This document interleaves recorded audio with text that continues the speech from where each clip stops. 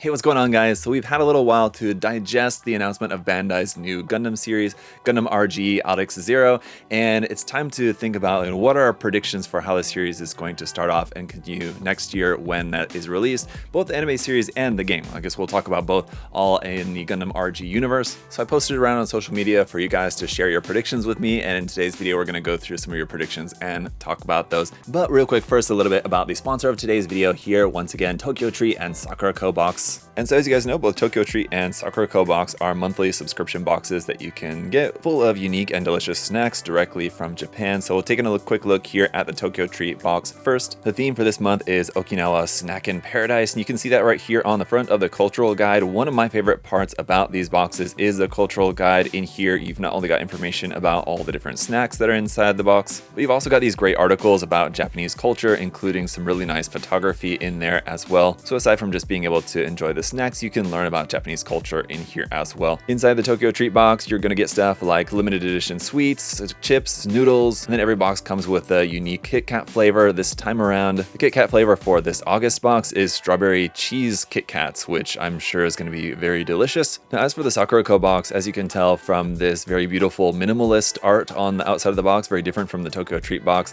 the insides are going to be different, as well as the sweets and things that we have in here are going to be more focused on artisanal and like traditional seasonal Japanese sweets. And we're going to get that awesome cultural guide here in the Sakura Co. boxes as well. The theme for this month is discovering Mount Fuji, as you could tell from the box art for this one. So in here, it's got information about all the snacks, including allergy information and the history of some of them, as they do work with local snack makers for selected like regional treats. So once again, these really nicely curated articles and photography are going to focus on some of the local snack makers, as well as just some more cultural history and different aspects of Japanese society. So really good stuff. So aside from all the snacks and treats that we're going to have in the box, in the Sakura Co. box, you're also going to get a different tea each month, and there's always two of them, which is great. So you can have one for yourself and share one with someone else as well. And then the really cool thing is that you're also going to get an exclusive piece of homeware in every box. It could be like a dish or a cup. In this case, it's a really awesome Mount Fuji tenugui. I actually have a small collection of these. So I've been collecting really unique and beautiful tenugui towels, or I guess they're kind of more like decorative cloths that can be used as towels and can be used for a lot of different things, really. But you can find lots of really beautiful and unique ones. So like I said, I've started to collect some of these, so that's another great one for the collection. So if you guys want to check out either the Tokyo Treat or Sakura Co. boxes for yourself, you can check the link down in the video description below or the pinned comment.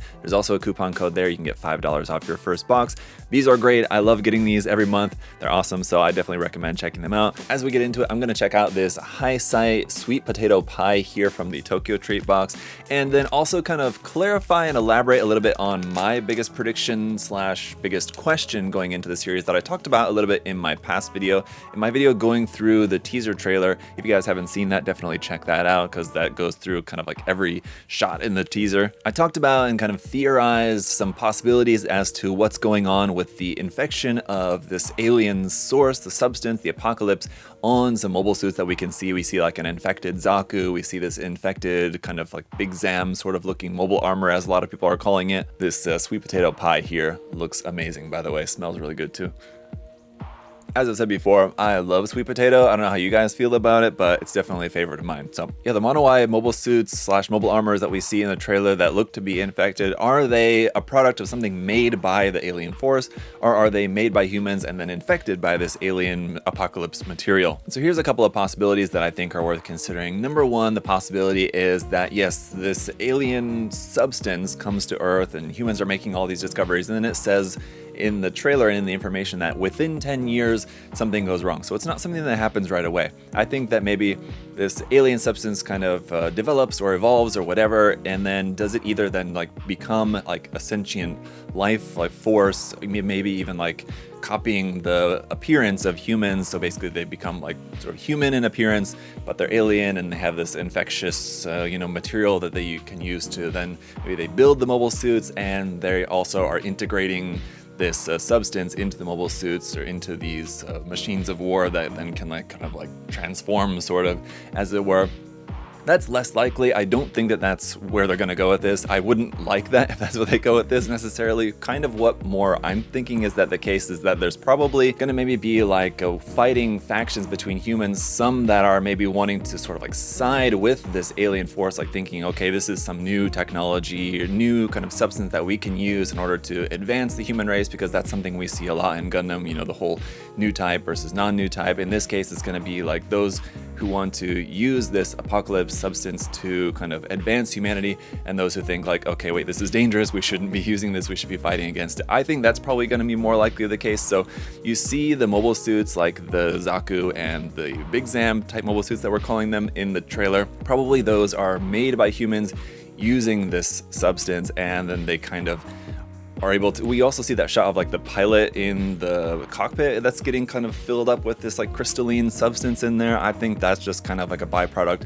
that happens when the kind of infection of this material kind of goes awry in the mobile suit. But then we also see that in the Zero Gundam as well, obviously with the key visual having that alien arm. I think what in that case he's able to control it, but he's on the side of wanting to fight against it. So that's where it's going to be sort of that the typical kind of like Romeo and Juliet thing, like which side is he on? He's like kind of fighting with the other side, against the other side kind of thing. That's probably what's going to happen. That's my guess anyway. But taking a look at this prediction here from Mikhail, he said the Gundam gets fully corrupted and becomes a boss in Rogue Orbit, which, as a reminder for you guys, the Rogue Orbit game takes place 100 years after the story of the anime. So the ore is broken down in a corner somewhere as an Easter egg. I don't think necessarily it's going to be either one of those, but I think it is very likely that we will see some remnant of the Gundam Zero anyway, in some way in the game. There'll probably be something sort of like this, like grown over kind of monument, not necessarily something like the Turn A Gundam where it's like buried in a mountain, and not necessarily something like the Zaku's in the museum in Reconquista NG, but something kind of in between there. That is to say, if the Gundam is not completely destroyed at some point in the series, we don't really know, because that is one of the biggest questions, that obviously this alien force is still going to be existing 100 years later when we're having to fight it in the game. It's not going to be destroyed. It's not necessarily that humanity is not going to win, but there's going to still be some conflict going on. As to the Gundam being like fully corrupted, I think that is probably likely. Will it go on to become a boss in the game? I wouldn't expect that, but that could be kind of interesting depending on like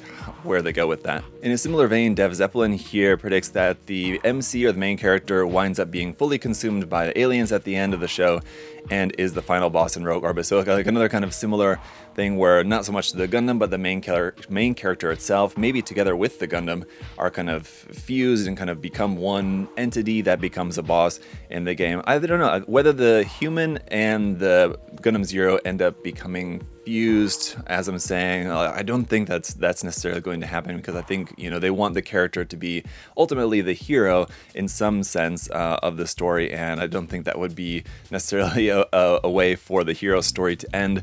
That would be something that we could expect to see from Bandai. I think what is more likely to happen is that the main character, you know, is infected, but then is ultimately able to reject the infection, finds a way to fight against it, or becomes like OP and is able to, you know, use it to fight, you know, on like a much higher level, and is just kind of able to harness and utilize that power without becoming totally corrupted. I think one of those options is probably more likely. All right, from the Sakura Co box, I want to try this Kuri Senbei. That's a Kuri, not as in like curry, but it's in the shape of a chestnut, so I think that it's made here using chestnut. This is one of the Maker highlight snacks for this box.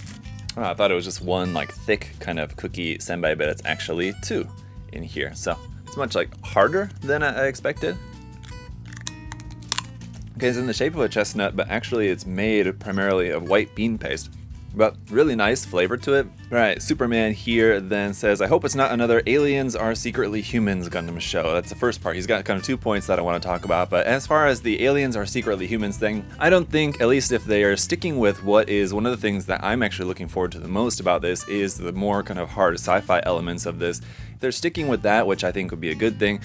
They're definitely not humans. Whether they become human-like in appearance is something that, like I said, I wouldn't like to see that. I think it's one way that they could go with this, where they just are, basically they become like the innovators or the new types or whatever of the series, where they kind of look like humans, but they have like just blue eyes, or instead, or just like something different about them that makes like a visual indicator that you can tell that they're not humans, that they're the aliens. It could be something like that. I don't think it'll be a secret. I think it'll be known if they do end up going that route. But like I said, I hope that they won't. Anyway, I just think that just becomes a little too like on the nose, where it's just kind of, one side is aliens, but basically it's like just humans fighting humans, and then it just becomes like a ideology between humans kind of thing, which is something that we've just seen like in every Gundam series. I think if they really kind of stick to this like space alien sci-fi kind of aspect of it, there's a lot more interesting ways that they could go with this than just making it once again come down to like humans versus humans. Just that one side of humans is like a little bit different kind of humans. The second part of his comment though here is, I wonder how the Char character trope will work this time around. That goes into what I was saying before, in that I think there's probably going to be different factions of humans, some that are kind of on the side more in favor of like maybe not necessarily like helping the apocalypse, but using the apocalypse as kind of a weapon, basically, in order to like advance humanity. I think that's probably, that Char character that we see is probably going to be involved with that. I could be totally wrong about all of this, and I could very much be wrong about this as well, but that makes sense in my mind, just kind of again thinking about, trying to think about what clues we've gotten so far, and then what we've seen from, more than a dozen other different Gundam series throughout the years, throughout the decades. Some of the typical kind of tropes that we can expect them to kind of stick probably pretty close to. You would like to see them go a little bit further out of the box. But this other point here is another one that I mentioned about in my previous video here from Sarcoma, where he says, I'm most interested in the alien looking arm on the Zero. The fact that it is so prominent in the marking tells me it's going to be quite an early change. Yes, I mentioned kind of the same thing, in that I think this is probably this transformation between having like no alien arm to having an alien arm is probably going to be within the first few episodes, just again because I agree, because it's featured so prominently. And then while we don't necessarily see it in action, we do see it in the teaser, and pretty much everything else from the teaser seems to be like it's probably going to be from the first few episodes of the series. Again, could be wrong. This could be till not a while later. We also don't know the length of the series, and there were a couple of comments in here talking about that, so we'll come back to that. Sugary Salt here, which is kind of an interesting name, related to the comment, actually says the alien plot won't actually mean anything or be resolved in any way. I think that's like a little bit, salty, sort of cynical kind of viewpoint. I understand the feeling, but I think, as I said before, it won't be resolved in any way. I think is the question, how is it going to be resolved in the anime so that there is a resolution to the anime, so that it can kind of stand on its own while also still being connected to the game, where, like I said, we know that 100 years later, this alien threat is still very much a threat. In whatever way that it is in the game, we'll see. Obviously, it's going to be a little bit different. So yeah, what's going to be the resolution that we're going to see in the anime? It's probably going to be mostly just related with like the main character and the main characters of the anime and their story in this battle. But then obviously the battle is going to continue on for 100 years at least. So this comment here from Forest Crescent saying, I really don't expect this show to leave a big impact. I think the game might end up having more influence. I actually think that it's going to be the opposite. Personally, I actually have pretty high expectations and high hopes for the anime series, just from what we've seen so far. Ultimately, will they probably settle into a lot of familiar tropes?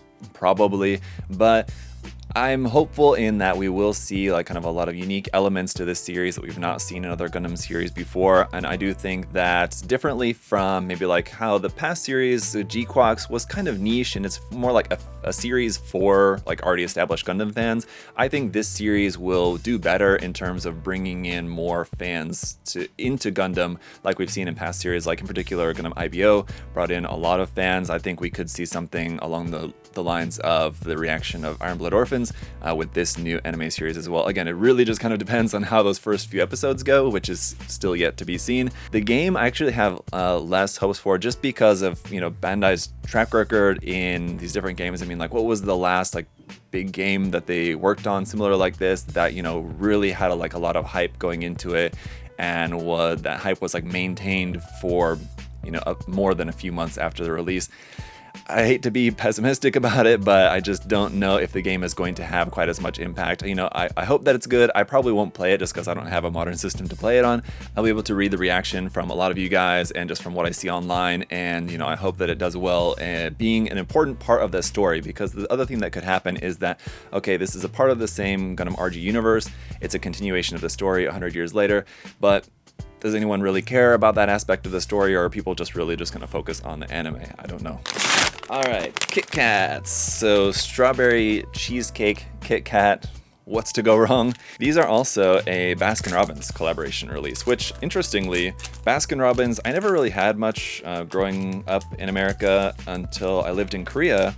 And Baskin-Robbins was like our go-to ice cream place there in Korea because there's a lot of them. It's like the main ice cream chain that's everywhere. But then moving to Florida, there is a Baskin-Robbins in Daytona Beach, actually not quite very far from here, but not a whole lot. I feel like there was a lot more Baskin-Robbins in Korea than they are here, at least in Florida. I don't know. I don't see them around very often. A lot creamier and cheesier than I was expecting, which is great. I really like that. I'm a big cheesecake fan. Strawberry cheesecake, any kind of cheesecake, I love it. This is a lot creamier and richer than I was expecting. It's really, really good. All right, the next couple of comments, actually 3 comments right in a row, were all kind of hitting on a similar note. So I just kind of clipped all these here. You can see the first one says, I just hope it's a full 50 episode run, tired of 20 episode series with bad endings. The next one says, the series end will be entirely incomprehensible and stupidly rushed. And then Jeremy there at the end, another 12 episode series with a rushed ending probably. So yeah, again, like I alluded to earlier, we also don't know what the length of this series is going to be. I'm not completely against a shorter series. I don't think that there's anything wrong with that if it's handled, you know, in a way that fits that 12 episode frame. If it's a story that they want to develop out, I mean, sometimes the 50 episode series are too long. They're unnecessarily long for telling the story. So I think there is a happy medium. That 26 episode length, like one complete series, is actually a good length, I think, probably to tell a story like this. But yeah, it just has to be planned for from the start. What I felt about some of the more recent series is that the series is not entirely planned out from the get-go, or they make changes going through. And like most notably for me was IBO. I felt like it was very obvious watching IBO that the way they started the series, they had to make changes early on, and that affected the series later on. And so what my hope is that they have the series all planned out, and and it's good, and they stick to that. And then that they're not trying to make changes or trying to develop the story as they're going. Just because I think that'll be better, just overall, of course. I mean, it seems obvious, but you know, just based on what we've seen, it does seem that they've maybe started series without knowing how the ending is going to be, or they have a couple of different options for where they want to take it, and then just kind of they judge the fan reaction and then kind of go with one ending. I hope that they don't do that. I hope they just have it all written out. We're getting this information now, and it's, you know, at least 6 months until probably we're going to see it, probably more than that. So there's a lot of time between now and when we're actually going to see the first episode of this thing. And that's if it starts in January. It might not start until later on in the year in 2027. So there's a lot of time for them to work on this. I would assume that a lot of it's worked out already, and a lot of the writing is probably already done, and they're just working on the animation and all that other stuff. But especially with this being a part of the lead up to the 50th anniversary of Mobile Suit Gundam, I just hope that it's, you know, fully fleshed out and developed, and whatever the length of the series is going to be, the length or like the story that they want to tell fits with that length. That's my hope. All right, one more snack here from the Sakura Co box. Here we've got a couple of these individually packed Kanten Shingen mochi. You guys know I love mochi. It's a roasted soybean and kuromitsu syrup on this. So what it looks like in the package image is, obviously they can't package it like that with that powder on it. The powder is just gonna like melt to it. But the flavor, importantly, will still be there.